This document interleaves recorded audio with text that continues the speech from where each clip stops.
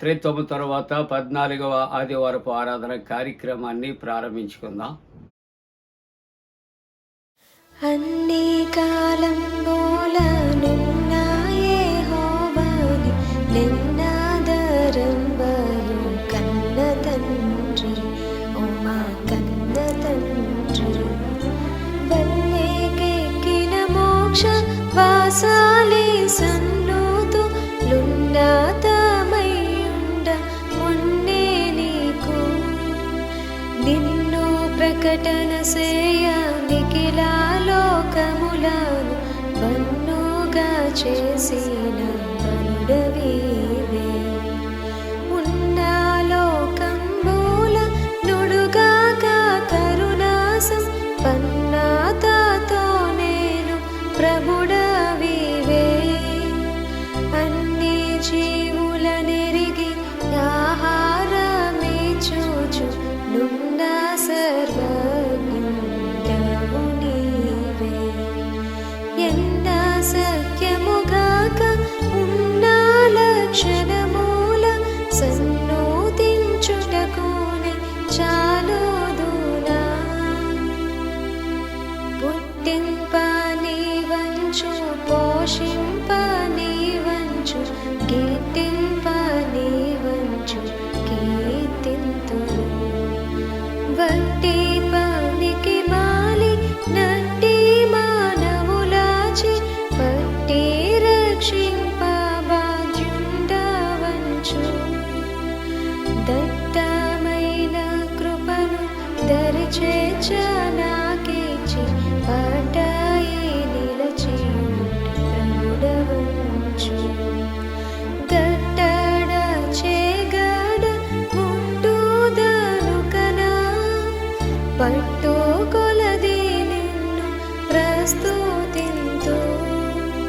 కారుణ్యనిధి నీవు కఠినాత్ముడను నేను పూరీశుద్ధుడవేను పాపినేను. సారా భాగ్యుడవీవు జగతిలో నాకన్న దారిద్రుడే లేడు తరచి చూడా. సారా సద్గుణమూల సంపన్నుడవు నీవు ఘోరా దుర్గుణ సంచారి నేను. ఏ రీతి స్తుతింతు ఏ రీతి సేవింతు నేరమున్నక ప్రోవ నెరనమ్మితి. అన్ని కాలంబులనున్న యెహోవాని నిన్నాదరంబరు కన్న తండ్రి, ఓ మా కన్న తండ్రి.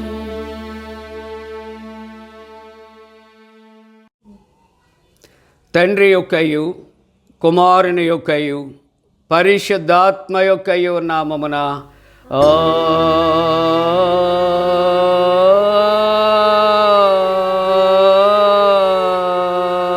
ఆమేన్. నీ వెలుగును నీ సత్యమును బయలుదేర చేయము, అవి నాకు త్రోవ చూపును. అవి నీ పరిశుద్ధ పర్వతమునకును నీ నివాస స్థలమునకును నన్ను తోడుకొని వచ్చును. అప్పుడు నేను దేవుని బలిపీఠమునద్దకు నాకు ఆనంద సంతోషములు కలుగు చేయు దేవుని యొద్దకు చేరదును. దేవా నా దేవా, సితార వాయించుచు నీ కృతజ్ఞతాస్తుతులు చెల్లించెదను. ప్రభువునందు ప్రియులారా, యథార్థ హృదయముతో మన తండ్రి అయిన దేవుని సమీపించి ఆయన ఎదుట మన పాపములను ఒప్పుకొని మన ప్రభు అయిన యేసుక్రీస్తు పేరిట క్షమాపణ దయచేయమని వేడుకుందాము. ప్రభువు నామము వలననే మనకు సహాయము కలుగుచున్నది. భూమి ఆకాశములను సృజించినవాడు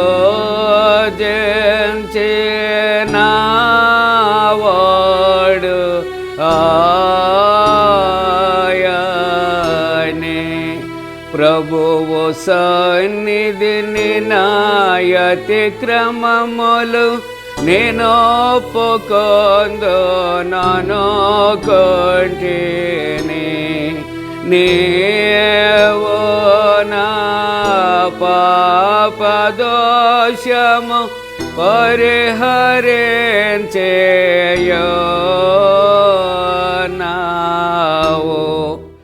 మా సృష్టికర్తవు విమోచకుడవునైన సర్వశక్తి గల దేవా, దీనులము పాపులమగ మేము స్వాభావికముగా పాపులమనియు అపవిత్రులమనియు తలంపు వలన మాట వలన క్రియ వలన నీకు విరోధముగా పాపము చేసితమనియు నీ ఎదుట ఒప్పుకొనుచున్నాము.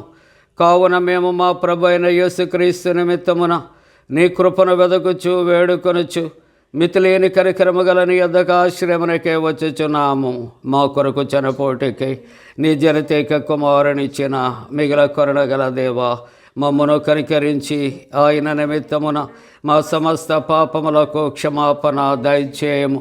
మేము నీ కృప చేత నిత్య జీవం పొందినట్లు నిన్ను గూర్చియు నీ చిత్తమును గూర్చియు సరైన జ్ఞానమును నీ వాక్యమునకు తగిన విధేయతను మా యందు నీ పరిశుద్ధాత్మను వృద్ధి పొందించమని మా ప్రభు అయిన యేసుక్రీస్తు ద్వారా వేడుకొనుచున్నాము. ఆమేన్. మన పరలోకపు తండ్రియగు సర్వశక్తి గల దేవుడు మనను కనికరించి మన కొరకు చనిపోటుకే తన ఏక కుమారునిచ్చి ఆయన మూలమున మన పాపములన్నిటిని క్షమించుచున్నాడు. ఆయన నామమందు విశ్వాసముంచు వారికి దేవుని కుమారులగుటకు అధికారం ఇచ్చుచు వారికి తన పరిశుద్ధాత్మను అనుగ్రహించును. నమ్మి బాప్తిస్మం పొందినవాడు రక్షించబడును. ఓ ప్రభువా, ఈ రక్షణ మా అందరికీ దయచేయము.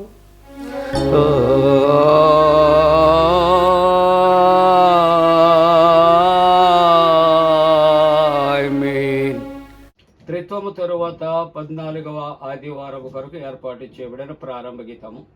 దేవ మా కీడమ దృష్టింపము, నీవు అభిషేకించిన వాని ముఖము లక్షింపము.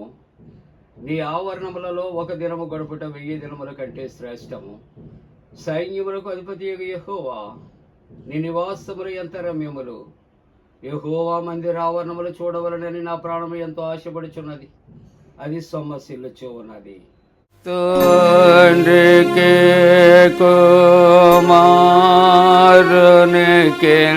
పరిశుద్ధాత్మకును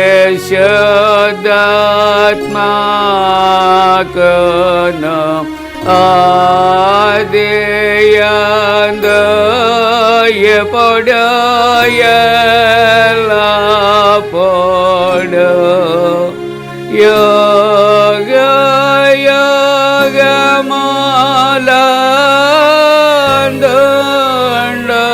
యుగములందుండునట్లు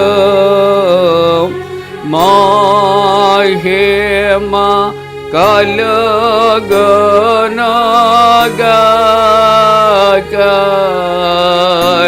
ఆమేన్. ప్రభువా మమ్మును కనికరింపుము. ప్రభువా మమ్మును కనికరింపుము.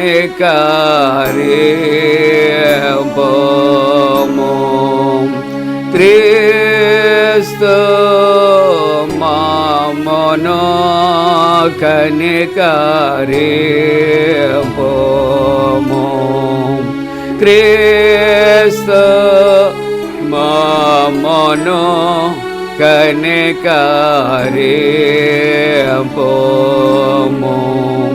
ప్రభువా మమ్మును కనికరింపుము.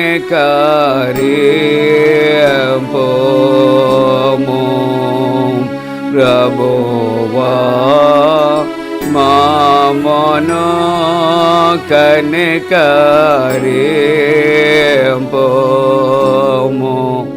సర్వోన్నతమైన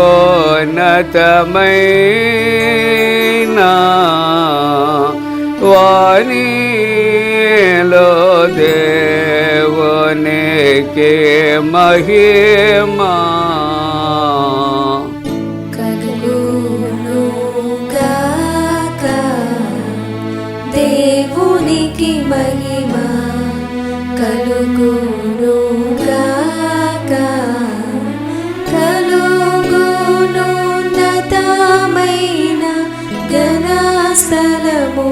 నందున ఇలాకు సమాధానం నరుల కాయనాదాయ ప్రభువైన దేవా పరమరాజా సర్వ పరిపాలన పరిపూర్ణ శక్తి గల పరమజనగా నిన్ను మహిని స్తుతించుచు మరి పొగడుచున్నాము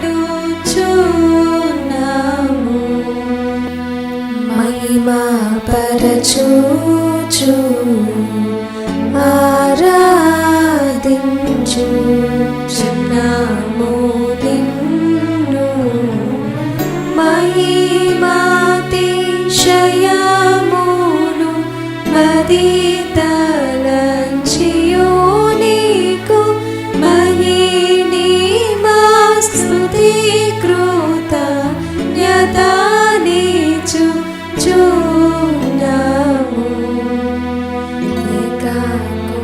ఏకకుమారా యేసు ప్రభువా యెహోవా తనయ లోక పాపము మోయు ఏక దేవుని గొర్రె పిల్ల మమ్మును కనికరించుము చల్లగా లోక పాపములు మోసుకపోవు యేసు రక్షక వాసిగా జనకుని కుడివైపున కూర్చుండు యేసు మా ప్రార్థన ఆలకించి కనికరించు పరిశుద్ధుడావు ప్రభుడవు నీవు ప్రభువైన క్రీస్తు పరిశుద్ధాత్మతో తండ్రి అయిన దేవుని యందు పరిపూర్ణ మహిమతో ప్రభాలుచున్నావెప్పుడు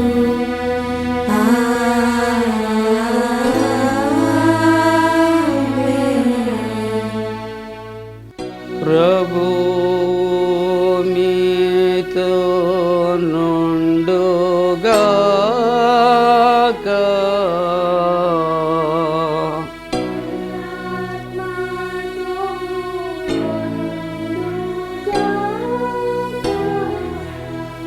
ప్రార్థింతము. ఓ ప్రభువా, నీ ఎడతెగని కనికరముతో నీ సంగమును కాపాడుము. మానవుడు బలహీనుడైనందున నీవు లేనిది నిలవజాలడు కనుక హానికరములగు వాటన్నిటి నుండి తప్పించి నీ సహాయం వలన మమ్మను ఎల్లప్పుడూ కాపాడి మా రక్షణకు ఉపయోగకరమైన వాటన్నిటినీ పొందినట్లు మమ్మల్ని నడిపింపుమని నీతోనూ పరిశుద్ధాత్మతోనూ సదా ఏకదేవుడై యుగ యుగములు జీవించుచు పరిపాలించునుడు నీ కుమారుడును మా ప్రభువైన యేసుక్రీస్తు ద్వారా వేడుకొనుచున్నాము.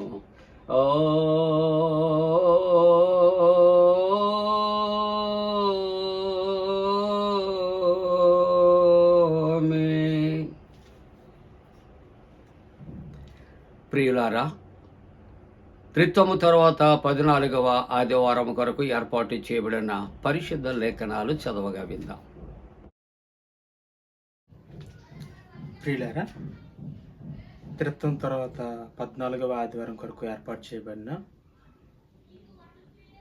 పాత నిబంధన వాక్య భాగము కీర్తనల గ్రంథము 50వ కీర్తన 14వ చరణం నుండి 23వ చరణం వరకు చదువుకుందాము. దేవునికి స్తుతియాగం చేయుము, మహోన్నతునికి నీ మొక్కుబడులు చెల్లించుము. ఆపత్కాలమున నీవు నన్ను గూర్చి మొరపెట్టుము. నేను నిన్ను విడిపించదను, నీవు నన్ను మహింపరచెదవు. భక్తిహీనులతో దేవుడు ఇట్లు సెలవిచ్చుచున్నాడు, నా కట్టడలు వివరించుటకు నీకేం పని? నా నిబంధన నీ నోట వచించదవేమి? దిద్దుబాటు నీకు అసహ్యం గదా? నీవు నా మాటలను నీ వెనుకకు త్రోసివేసెదవు. నీవు దొంగను చూచినప్పుడు వానితో ఏకీభవించెదవు. వ్యభిచారులతో నీవు సాంగత్యం చేసేదవు. కీడు చేయవలనని నీవు నోరు తెరుచుచున్నావు. నీ నాలుక కపటం కల్పించుచున్నది. నీవు కూర్చుండి నీ సహోదరుని మీద కొండెములు చెప్పుచున్నావు. నీ తల్లి కుమారుని మీద అపనిందలు మోపుచున్నావు. ఇట్టి పనులు నీవు చేసినను నేను మౌననై ఉంటిని. అందుకు నేను కేవలము నీ వంటి వాడినని నీవు అనుకొంటివి. అయితే నీ కన్నుల ఎదుట ఈ సంగతులను నేను వరుసగా ఉంచి నిన్ను గద్దించెదను. దేవుణ్ణి మరచువార్లారా, దీన్ని యోచించుకొనుడి. లేని ఎడల నేను మిమ్మల్ని చీల్చివేదను. తప్పించు వాడెవడనూ లేకపోవను. స్తుతియాగం అర్పించేవాడు నన్ను మహింపరుచున్నాడు. నేను వానికి దేవుని రక్షణ కనపరుచున్నట్లు వాడు మార్గం సిద్ధపరచుకొనెను. దేవుడి పరిశుద్ధ వాక్యమును మన వెనుకల్లో దీవించును గాక. ఆమేన్. పరిశుద్ధుడవగు దేవా, పావన శక్తుడ దేవా, పావన మాచ దేవా, మమ్మును కనికరింపు.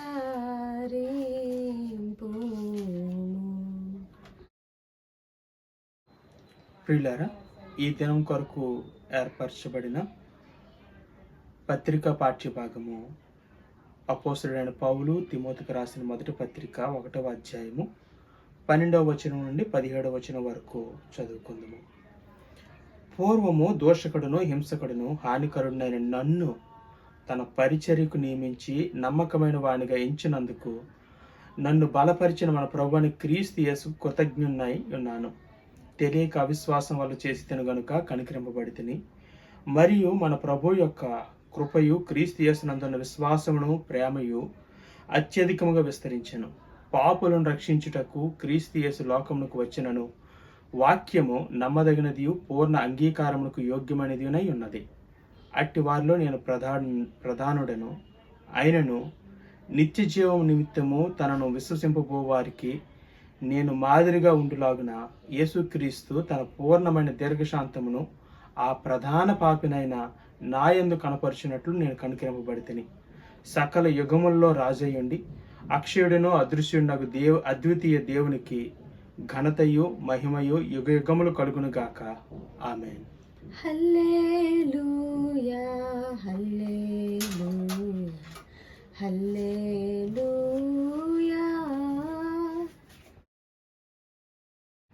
ప్రియులారా, ఈ దినం కొరకు ఏర్పరచబడిన సువార్త వాక్య భాగము యోహాను సువార్త 5వ అధ్యాయము 1 నుంచి 14 వచనాలు చదువుకుందాము.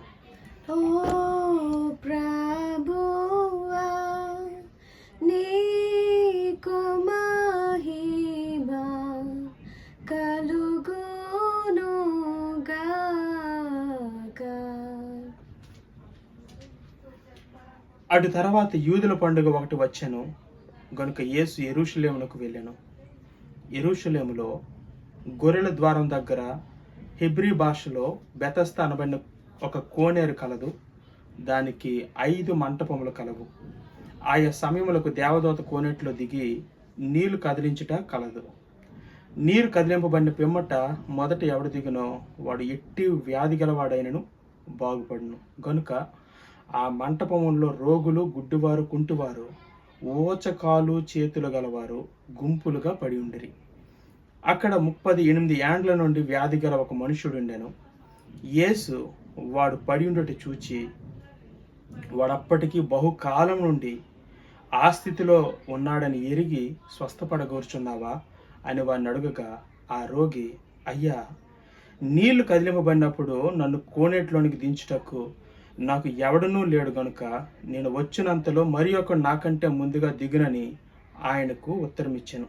యేసు, నీవు లేచి నీ పరుపు ఎత్తుకొని నడువుమని వానితో చెప్పగా వెంటనే వాడు స్వస్థత నుండి తన పరుపెత్తుకొని నడిచెను.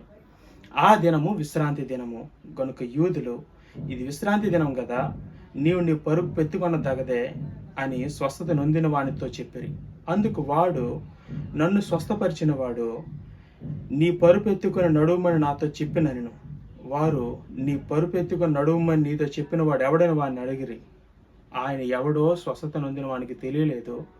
ఆ చోటను గుంపు కూడి ఉండను గనుక యేసు తప్పించుకొని పోయిను.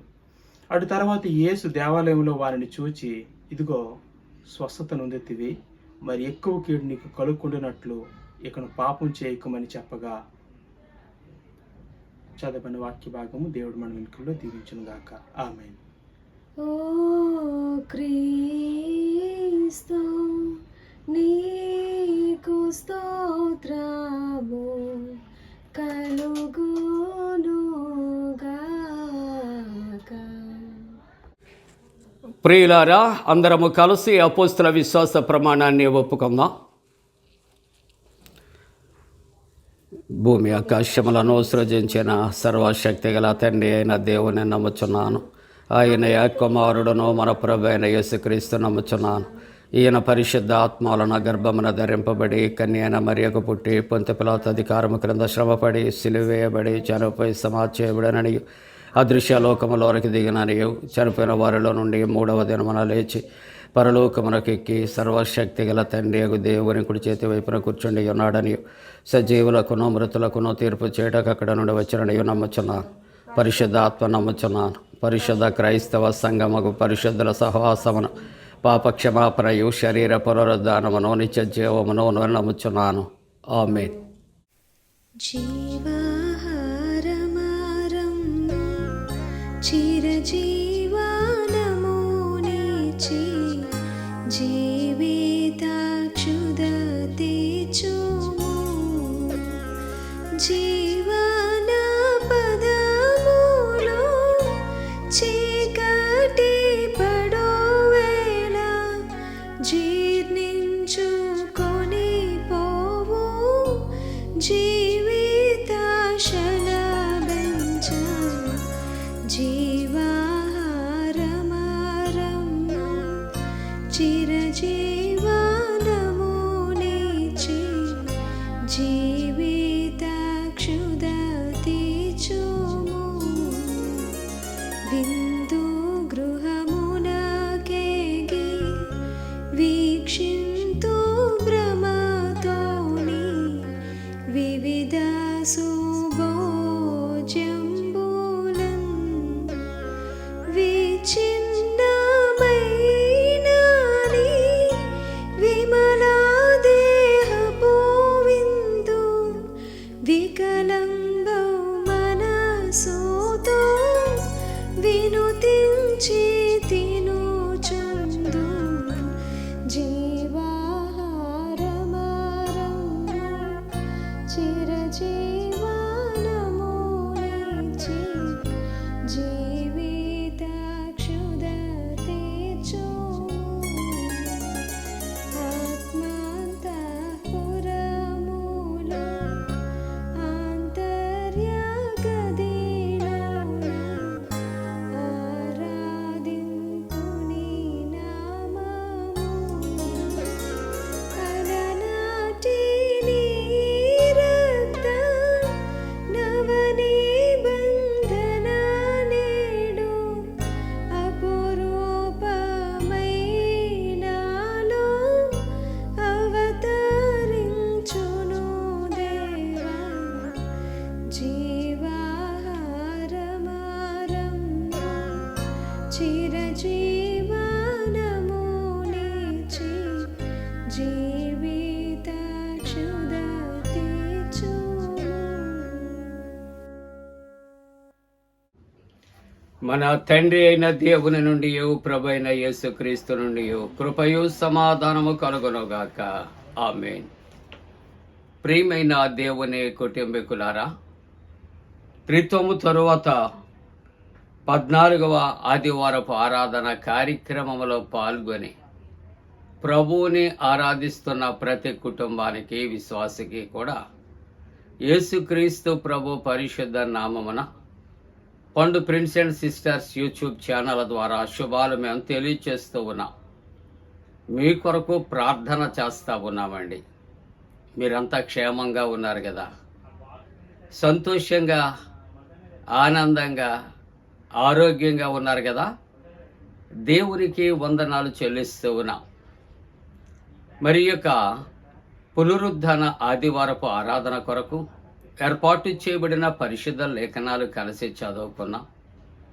అలాగనే వాక్యాంశముగా యోహాను సువార్త 5వ అధ్యాయము, యోహాను సువార్త 5వ అధ్యాయము 8వ వచనాన్ని కలిసి చదువుకుందాం.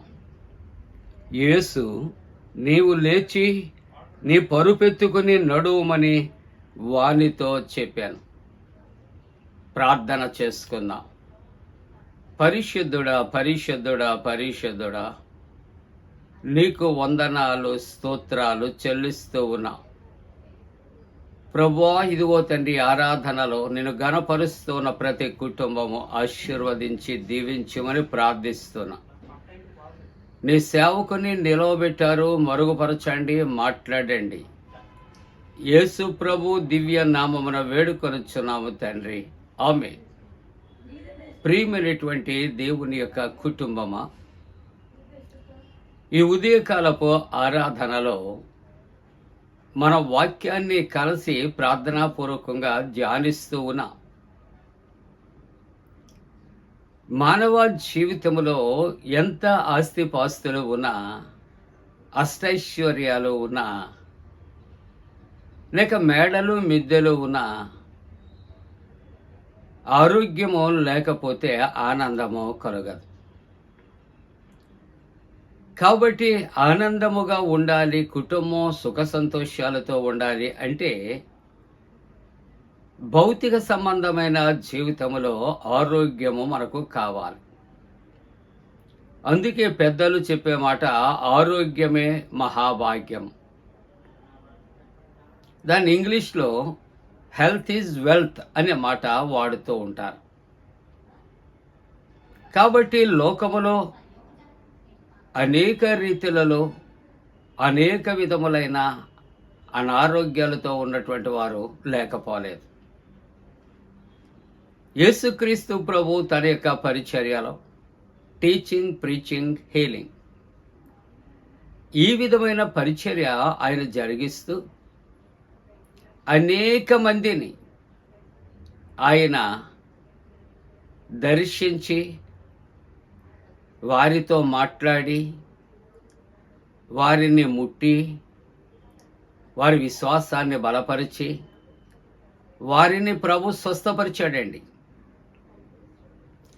ఈ యొక్క హీలింగ్ మినిస్ట్రీలో ఆయన చేసినటువంటిది, కుంటువానికి కాళ్ళు ఇచ్చాడు కదా, ఊచకాలు చేతులు గల వారికి ఆయన స్వస్థత కలుగు చేశాడు కదా. అలాగే కుంటివాణిని నడిపించాడు, గురుడివానికి కళ్ళు తెరిపించాడు. అలాగనే 12 సంవత్సరాలు వ్యాధిగ్రస్తురాలుగా ఉన్నటువంటి రక్తస్రావము కలిగిన స్త్రీ యొక్క విశ్వాసాన్ని బట్టి వస్త్రపు చెంగుముట్టుడు ద్వారా స్వస్థపరిచాడు.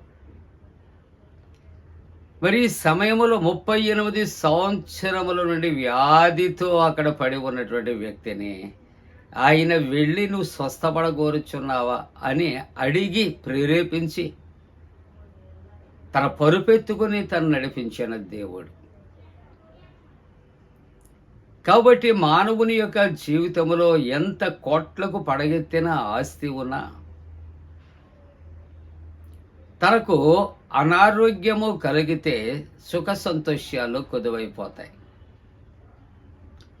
కాబట్టి ప్రభువు టీచింగ్, ప్రీచింగ్తో పాటుగా హీలింగ్ అనేది ఆయన చేసినట్లుగా మనం చూస్తూ ఉన్నాం.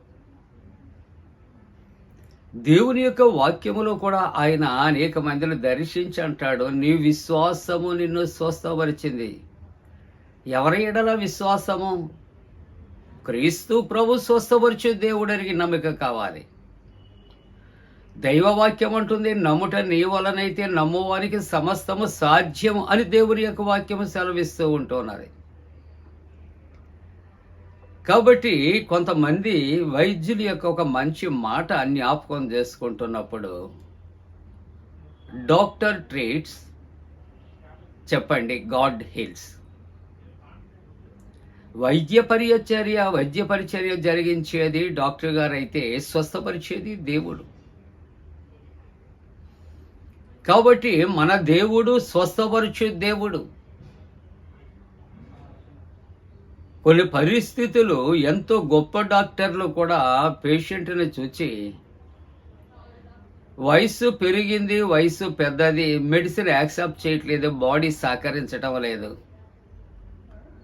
కాబట్టి కొద్ది కాలము మాత్రమే అని చెప్పే మాటలు కూడా మనం వింటూ ఉంటాం కదా. ఒక లోక సంబంధమైనటువంటి అనుభవజ్ఞులైనటువంటి డాక్టర్ గారికి అసాధ్యమేమో కానీ ప్రియులారా, మన దేవునికి, మన ప్రభు అయిన యేసుక్రీస్తు ప్రభుకి సమస్తము సాధ్యమే. ప్రభు ఈ యొక్క పరిశుద్ధ గ్రంథంలో చాలా మందిని బ్రతికించాడు. కానీ యోహాను సువార్తలో 11వ అధ్యాయంలో చూస్తా ఉన్నప్పుడు, లాజరు చనిపోయి 3 దినాలు సమాధిలో ఉంటే 4వ దినాన వచ్చి చనిపోయిన వ్యక్తిని బ్రతికించాడు కదా. దేవునికి అసాధ్యమైనది ఏమైనా ఉన్నదా? ప్రియులారా, మన జీవితాల్లో ఎన్ని పర్యాయాలు మనం మరణించవలసినటువంటి వారము ప్రభువు మనకు ఆయుష్యనిచ్చాడు. ఆలోచన చేద్దాం. నన్ను బ్రతికించాడు నా ప్రభు, నన్ను స్వస్థపరిచాడు, నన్ను ఆరోగ్యంతో నడిపిస్తున్నాడు. దేవునికి వందనాలు. ఈ యొక్క పునరుద్ధరణ ఆరాధనలో బెతస్దా కోనేరు అని కనిపిస్తూ ఉన్నది. అక్కడ 5 మంటపాలు ఉన్నాయి. బెతస్దా అనే మాట హిబ్రూ భాష అని తెలియచేయబడుతూ ఉన్నది. అనగా ఇక్కడ బెతస్దా అనే మాటకు ఆలోచన చేస్తూ ఉంటూ ఉన్నప్పుడు ఈ హిబ్రూ వాడికి కరుణ కలిగినటువంటి ఇల్లు అని చెప్పబడుతుంది, హౌస్ ఆఫ్ మర్సీ. అలాగనే దయాగృహము అని చెప్పబడుతుంది. ప్రియులారా, ఆ యొక్క 5 మంటపాల్లో కుంటివారు, గ్రుడ్డివారు, ఊచకాలు చేతులు గలవారు, ఇటువంటి వారు అందరూ గుంపులుగా ఉంటారట. ఎందుకంటే అక్కడకు ఒక పర్యాయము దేవదూత వచ్చి ఆ నీటిని కోనేటిలో దిగి కదిలించి వెళ్ళిపోతే ఎవరు మొదటిగా కోనేటిలో పడతారో వారు స్వస్థత పొందుతారట. స్వస్థత పొందిన వాళ్ళు వెళ్ళిపోతున్నారు. ఒక వ్యక్తి ఆయన మిగిలిపోయాడు. ప్రియులారా, అందుకనే ఈ యొక్క యోహాను సువార్త 5వ అధ్యాయం 5వ వచనములో అక్కడ 38 ఏండ్ల నుండి వ్యాధి గల ఒకడు కూర్చుండాను.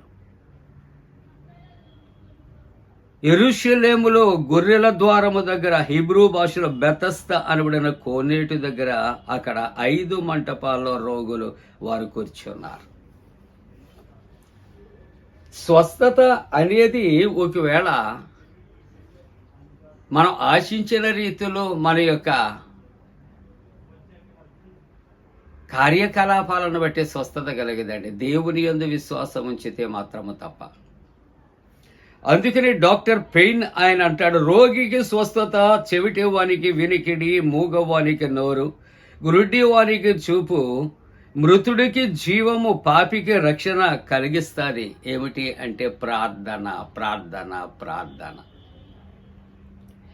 డాక్టర్ అలెక్స్ అంటాడు, ఆయన పలు విధములైన వైద్య చికిత్సలు విఫలమయ్యాక ప్రార్థనతో వ్యాధుల నుండి విముక్తులైనటువంటి వారిని ఎందరినో నేను చూశాను. ప్రపంచములో భౌతిక ప్రాకృతిక నియమాలను అధిగమించగల మహాశక్తి అది ఒక్కటే. కాబట్టి లోకములో ఉన్నటువంటి మెడిసిన్, మందులు కాదు, వైద్యులు కాదు, స్వస్థపరిచేది దేవుని కుమారుడైన క్రీస్తు ప్రభు. ఆయన నోటి మాటలో స్వస్థత ఉంది, ఆయన వేసుకున్న వస్త్రపు చెంగులో స్వస్థత ఉన్నది, చివరికి ఆయన ఉమ్మినటువంటి నోటి ఉమ్మిలో కూడా స్వస్థత ఉన్నది. ప్రియులారా, కాబట్టి ఈ యొక్క 38 సంవత్సరాలు వ్యాధిగ్రస్తుడుగా ఎందుకు మిగిలిపోయాడు అని ఆలోచన చేస్తే ఒకవేళ అతడు 2 విధాలుగా ఉన్నాడు. ఎవరో ఒకరు కోనేటిలో దింపుతారు. ప్రియులారా, రెండవది మనం ఆలోచన చేస్తూ ఉంటున్నప్పుడు ఒకటి ఇతరుల మీద ఆధారపడుతున్నాడు, రెండవది కోనేటిలో దూతొచ్చి ఎప్పుడైతే నీటిని కలిబిలి చేస్తుందో అప్పుడు పడదామని అటువైపు చూస్తున్నాడు. కానీ రెండింటి విషయంలో ఫెయిల్ అయ్యాడు. అందుకని ప్రభు నువ్వు స్వస్థపడగోరుచున్నావా అని అడుగుతున్నాడు. స్వస్థపరిచే దేవుని మరచిపోయి అతడు లోకం వైపు చూస్తూ ఉన్నాడు. కోనేటిలో దిగటానికి చూస్తున్నాడు, ఎవరైనా దింపుతారు అని చూస్తుంటే ఎంతకాలం పట్టిందంటే 38 సంవత్సరాలు అక్కడే పడి ఉన్నాడు. వ్యాధిగ్రస్తుడుగా మిగిలిపోయాడు. స్వస్థపరిచే దేవుణ్ణి మరచిపోయాడు. ప్రియులారా, అయ్యా నేను స్వస్థపడాలని ఆశిస్తున్నానని ఒక్క మాట చెబితే సరిపోతుంది.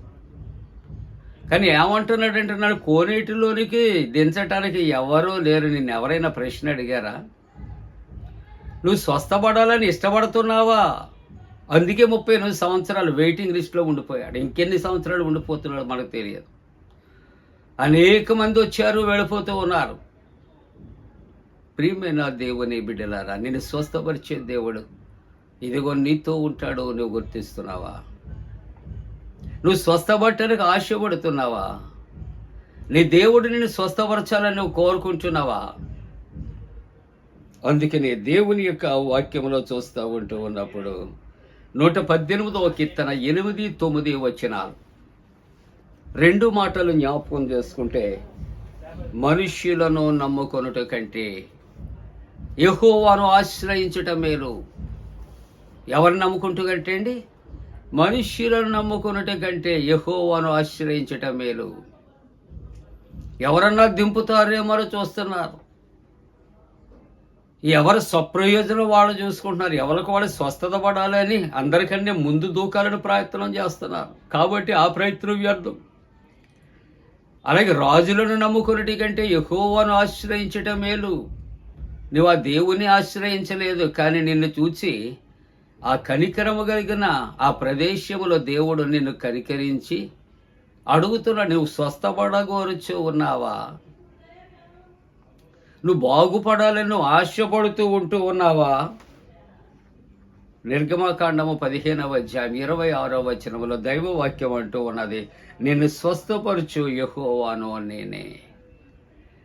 కోనేటిని నీటిని గలిబిలి చేసి వెళ్ళిపోయే దేవదూత కాదండి అక్కడ. స్వస్థపరచు దేవుడు ఆయనే. ఆయన శరీర రుధిరాల్లో స్వస్థత ఉన్నది. ప్రియ దేవుని బిడ్డలారా, ఇర్మియా గ్రంథం 17వ అధ్యాయం 14వ వచనంలో చూస్తే, యెహోవా నీవు నన్ను స్వస్థపరచుము, నేను స్వస్థతను.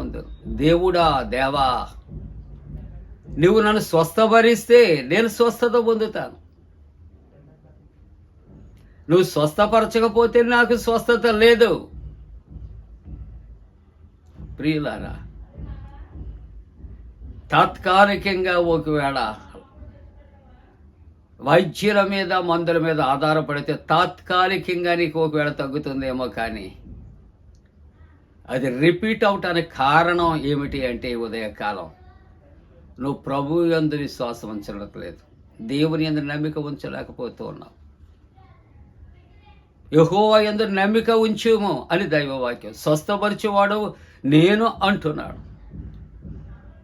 దేవుని యొక్క వాక్యం అంటుంది, నీవు నన్ను స్వస్థపరచు, నువ్వు స్వస్థపరిస్తే నేను స్వస్థత పొందుతాను. ఎంత గొప్ప మాట అండి.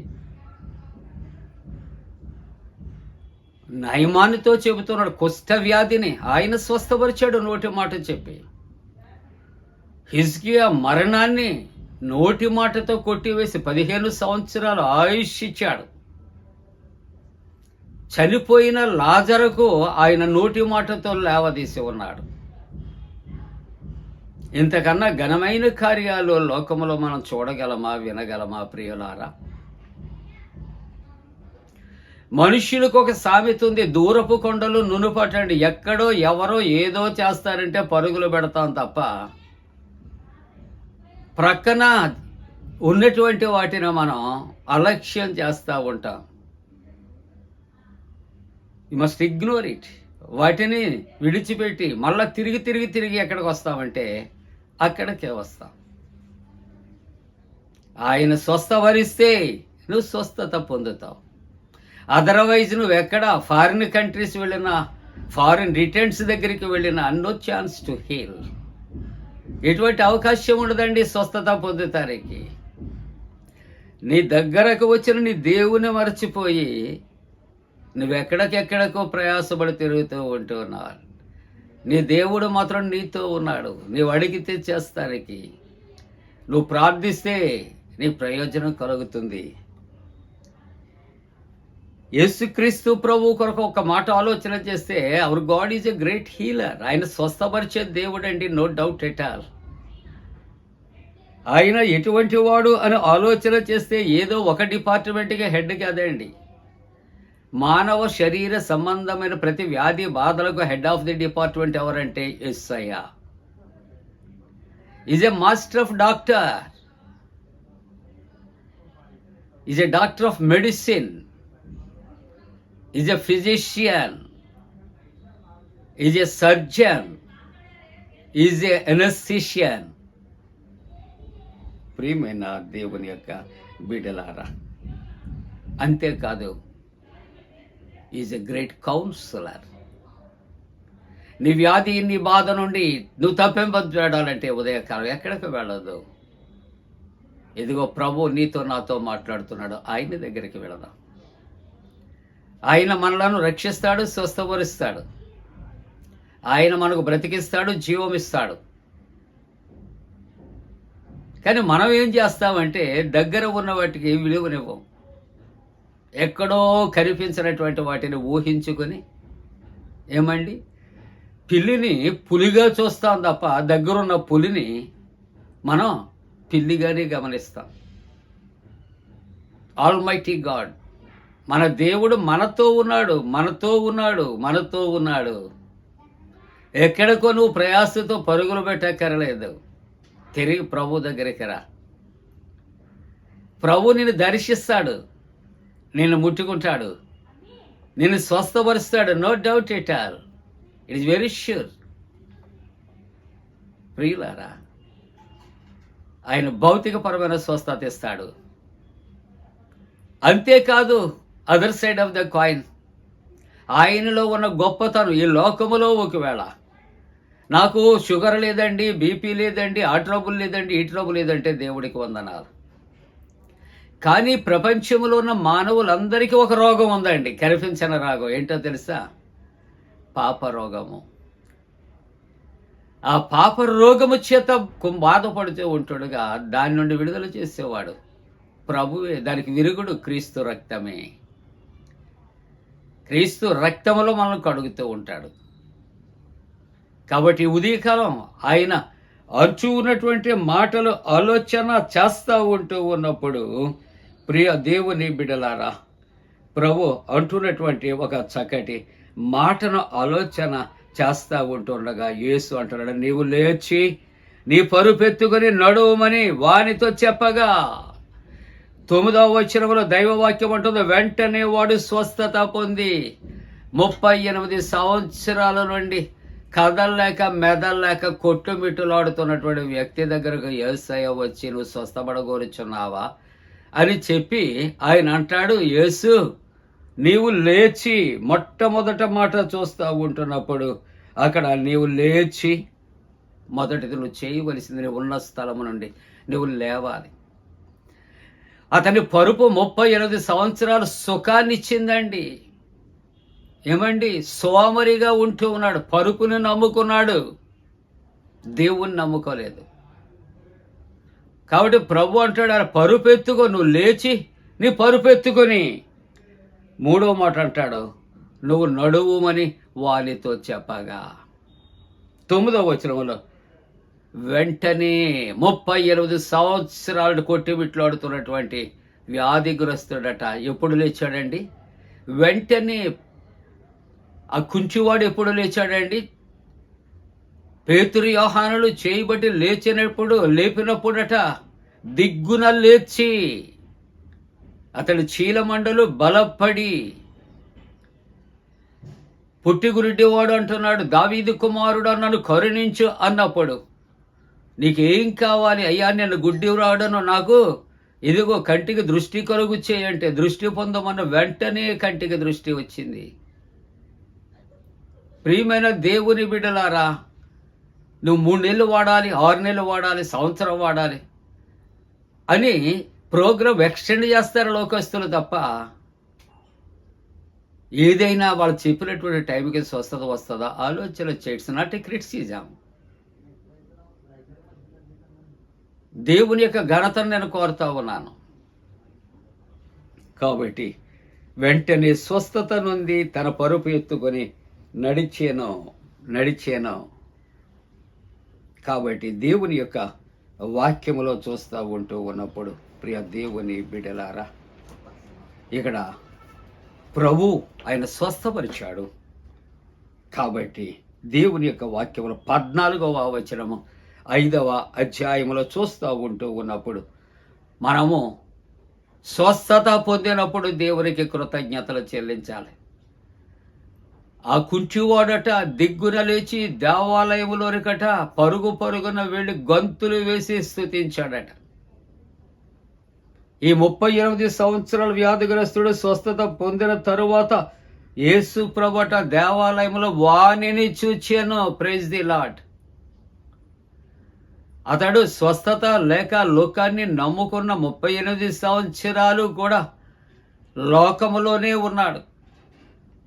కానీ స్వస్థత పొందిన తర్వాత లోకము నుండి ప్రత్యేకింపబడి దేవుని సన్నిధికి వెళ్ళినట్లుగా మనం చూస్తూ ఉన్నాం. ప్రభు అంటాడు, ఇదిగో నీవు స్వస్థత నొందితివి, మరియు ఇక నీకు కీడు కలుగుకుండునట్లు పాపము చేయకము. యూద ఆచారం ఏంటంటే, ఇక్కడ మానవుని యొక్క జీవితంలో ఇక్కడ అనారోగ్యానికి అస్వస్థతకు కారణం ఏమిటని ఆలోచన చేస్తే ఇక్కడ పాపము అనే మాట. అందుకే ప్రభు అంటాడు, మొట్టమొదటిగా నీ పాపములు క్షమించబడి ఉన్నవి. అరే, పాపాలు క్షమించడానికి వీడెవడు అనుకుంటున్నారు అక్కడ. కానీ ప్రభు అంటాడు, పాపములు క్షమించడానికి దేవుని కుమారునికి అధికారము ఉన్నది. అందుకని స్వస్థతకు ముందు ప్రభు అంటాడు పాపాలు క్షమిస్తూ ఉన్నాడు, తరువాత స్వస్థత కార్యం చేస్తున్నాడు. ఇకను నీవు పాపము చేయకు, కీడు కలగకుండా. ప్రియమైన దేవుని యొక్క బిడ్డలారా, ఇకను పాపము చేయకు. 2వ వాక్య భాగాన్ని తిమోతి మొదటి పత్రిక 1వ అధ్యాయం 15వ వచనములో మనం ఆ మొదటి వచనాల నుండి మనము చూస్తూ ఉంటూ ఉన్నప్పుడు ప్రియులారా, తిమోతి మొదటి పత్రిక 12వ అధ్యాయాన్ని చూస్తూ ఉన్నప్పుడు 12వ వచనం నుంచి, దూషకుడును హింసకుడును పాపులలో ప్రధాన పాపిలని తన పాప జీవితాన్ని అంతా కూడా ఒప్పుకొని చివరకు ఏమంటున్నాడు అంటే, ఇక్కడ దేవుని యొక్క వాక్యములో పాపులను రక్షించుటకు క్రీస్తు యేసు ఆయన ఈ లోకమునకు వచ్చిన వాక్యము నమ్మదగినదయ్యు పూర్ణాంగీకారమునకు యోగ్యమై ఉన్నది. అతడు ఒప్పుకుంటున్నాడు, నేను పాపినే, పాపులలో ప్రధాన పాపిని. తన పాప జీవితాన్ని ఒప్పుకొని భౌతికపరమైన స్వస్థత కాదు, ఆత్మీయ సంబంధమైన రక్షణ తాను పొందుకుంటున్నాడు. ఇక్కడ బెతస్తా కోనేటి దగ్గర 38 సంవత్సరాలు వ్యాధిగ్రస్తుడు, భౌతిక సంబంధమైనటువంటి వ్యాధి. స్వస్థత ఇక్కడ అపోస్తుడైన పౌలు ఆత్మీయ సంబంధమైన పాప రోగము చేత స్వస్థత. కాబట్టి 3వ వాక్య భాగములో ముగింపుగా ఇక్కడ 50వ కీర్తన 23వ వచనంలో మనం ఏం చేయాలి? భౌతికపరమైన స్వస్థత, ఆత్మీయ సంబంధమైన స్వస్థత ఇచ్చిన ప్రభువుకి మనం ఏం చేయాలి? ఆయన చేసిన ఉపకారములన్నిటికీ నేనేమి చెల్లింతును? రక్షణ పాత్రలు చేతబుచ్చుకొని యెహోవా నామమున ప్రార్థన చేయదు. అందుకే దైవవాక్యం అంటుంది ఇక్కడ మరి 50వ సంకీర్తన 23వ వచనంలో, స్తుతియాగము అర్పించేవాడు నన్ను మహిమపరచును. 14వ వచనంలో అంటాడు, దేవునికి స్తుతియాగము చేయము, మహోన్నతునికి నీకు మొక్కుబడులు చెల్లించేదాను. 15వ వచనంలో ముగింపుగా అంటాడు, ఆపత్కాలమున నీవు నన్ను గురించి మొరపెట్టుము, నేను నిన్ను విడిపించేదను, నీవు నన్ను మహిమపరచెదవు. ఆయన విడిపిస్తాడు, స్తుతి యాగము చేయాలి, ఆయన్ను మహిమపరచాలి. ప్రభుకి దూరంగా జీవిస్తున్నావా? ప్రభువును మరచిపోయి ప్రజలను నీవు కోరుకుంటూ ఉన్నావా? జాగ్రత్త, నువ్వెక్కడ ఉన్నావా అక్కడే పడి ఉంటావు. 38 సంవత్సరాలు పడి ఉన్నాడు. ప్రభువుని మర్చిపోయిన ప్రభువుని జ్ఞాపకం చేసుకుంటున్నాడు. దయగల దేవుడు, కృప కలిగిన దేవుడు, స్వస్థపడగోరుచున్నావా? ఆయన నిన్ను స్వస్థపరిచిన తర్వాత పాప రోగము నుండి, అలాగనే భౌతిక సంబంధమైన శారీరక రోగము నుండి నిన్ను స్వస్థపరిచినటువంటి దేవునికి నీవేం చేయాలంటే నీవు స్తుతి యాగము అర్పించాలి. అలా చేయటానికి దేవుడు తన పరిశుద్ధాత్మ కూడిన మనపై మెండుగా కుమ్మరించునుగాక. ఆమేన్. సమస్త జ్ఞానమునకు మించిన దేవుని సమాధానం యేసుక్రీస్తు వలన మీ హృదయాలకు తలపులకు కావలి ఉండునుగాక. ఆమేన్. దేవా నాయందు శుద్ధ హృదయము కలుగచేయుము,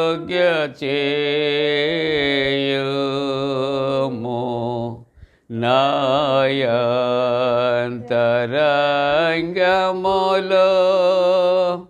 స్థిరమైన మనసును తనముగా పుట్టించుము,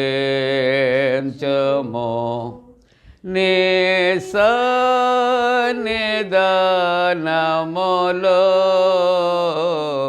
నుండి నన్ను త్రోసివేయకుము, నీ పరిశుద్ధాత్మను నా యొద్ద నుండి తీసివేయకుము,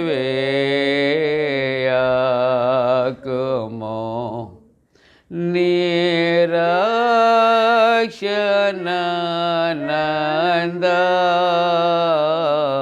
మోనాకుమారలా పుట్టించుము,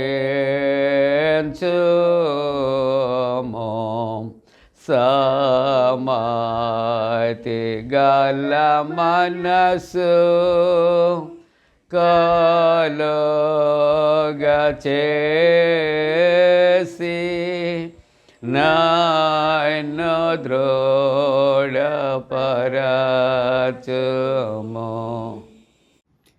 ప్రియులారా, ముగింపు ప్రార్థన, ప్రభు ప్రార్థన ఆశీర్వాదంతో సెలవు తీసుకుందాం.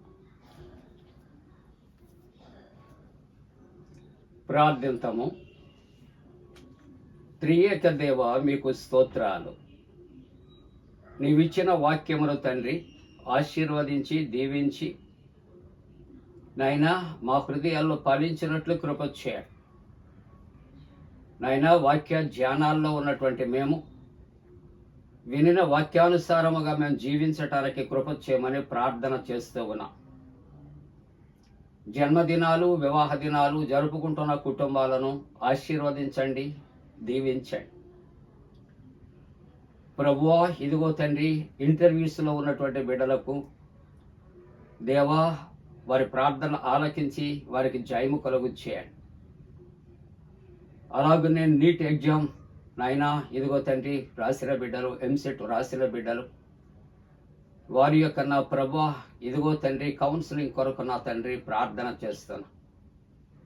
ఉద్యోగ ప్రయత్నాల్లో ఉన్నటువంటి వారు నాయనా మంచి నా ప్రభా ఇదిగో తండ్రి ఉద్యోగాల్లో ప్రవేశించటానికి వారి ప్రయత్నాలు మరి సఫలం చేయమని ప్రార్థిస్తాను. నాయనా టెట్ ఎగ్జామ్ కొరకు నాయనా సిద్ధపడుచున్నటువంటి బిడ్డలకు జయము కలుగుచ్చే. నాయనా ఇదిగో డిఎస్సి కూడా అటెంప్ట్ చేయటానికి నాయనా బిడ్డలు సిద్ధపడుచున్నారు. ప్రభువా ఆ యొక్క ఎగ్జామ్ కొరకు కూడా సిద్ధపడే బిడ్డలను కూడా దీవించమని ప్రార్థిస్తాం. అలాగే ప్రభువా ఇదిగో చిన్న బిడ్డలు, వారి తల్లిదండ్రులు, యవనస్తులు నైనా ఈ వివాహ వ్యవస్థలో ప్రవేశించే నా తండ్రి నాయన నీ బిడ్డలు, అలాగే గర్భిణీ స్త్రీలు వారి సుఖప్రసవ కొరకు కూడా ప్రార్థన చేస్తున్నాం. దేవా, ఈ వాతావరణ మార్పులో ఎటువంటి నాయన మరి ప్రభు అతివృష్టి అనావృష్టి కలుగక, ఎక్కడ ఎవరికి ఎటువంటి వరదల వలన కీడు ప్రమాదాలు సంభవించక, దేవా సమస్తమును కూడా తమ స్వాధీనములో ఉంచుకోమని నీ సన్నిధిలో ప్రార్థనలు చేస్తూ ఉంటున్నా. స్వదేశ విదేశాల్లో ఉన్న వారి క్షేమం కొరకు, రక్షణ కొరకు నీ సన్నిధిలో ప్రార్థన చేస్తూ ఉన్నా. ప్రభువా, శారీరక మానసిక బలహీనతలు అనారోగ్యములతో ఉన్న వారిని దర్శించిన వారిని స్వస్థపరిచి రక్షణలో నడిపించమని ప్రార్థన చేస్తూ, దినాశీర్వాదాలతో నింపుమని, పునరుద్ధాన బలమును వారికి అనుగ్రహించమని, దేవాని సేవకుడు సేవకురాలు నలుగురు బిడ్డలు క్షేమము కొరకు నాయనా ప్రతి దినము ప్రతి ఉదయకాలము నా తండ్రి నాయన మరి అందిస్తున్నటువంటి నాయన యొక్క సువార్త ప్రకటన, సువార్త వ్యాపకం అనేక మందికి అందించబడుతూ అనేక కుటుంబాలు ఆశీర్వదించబడినట్లు పండు ఫ్రెండ్స్ అండ్ సిస్టర్స్ యూట్యూబ్ ఛానల్ను ఆశీర్వదించాలి. మా ప్రభువును రక్షకుడైన యేసు ప్రభు దివ్య నామమున వేడుకొలుచున్నాము తండ్రి, ఆమేన్. పరలోకమందున్న మా తండ్రి, నీ నామం పరిశుద్ధ పరచబడనుగాక, నీ రాజ్యం వచ్చనుగాక, నీ చిత్తం పరలోకమందు నెరవేర్చున్నట్టు భూమి అందు నెరవేరునుగాక. మా దిన ఆహారం నేడు మాకు దయచే, మా ఎడల అపరాధం చేసిన వారిని క్షమించున్న ప్రకారముల అపరాధము క్షమించము, శోధనలోనికి తేక కీడు నుండి తప్పించము. రాజ్యము శక్తియు మహిమ నిరంతరము నీవై ఉన్నవి, ఆమేన్. ప్రభు నిన్ను ఆశీర్వదించి నిన్ను కాపాడుగాక. ప్రభు నీకు తన సన్నిధిని ప్రకాశింపచేసి నేను కరుణించుగాక. ప్రభు నీవు తన సన్నిధి కాంతి ఉదయింపచేసి నీకు సమాధానము కలుగు చేయునుగాక.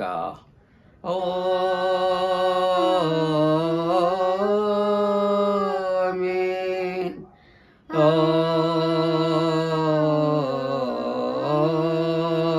ఆమేన్.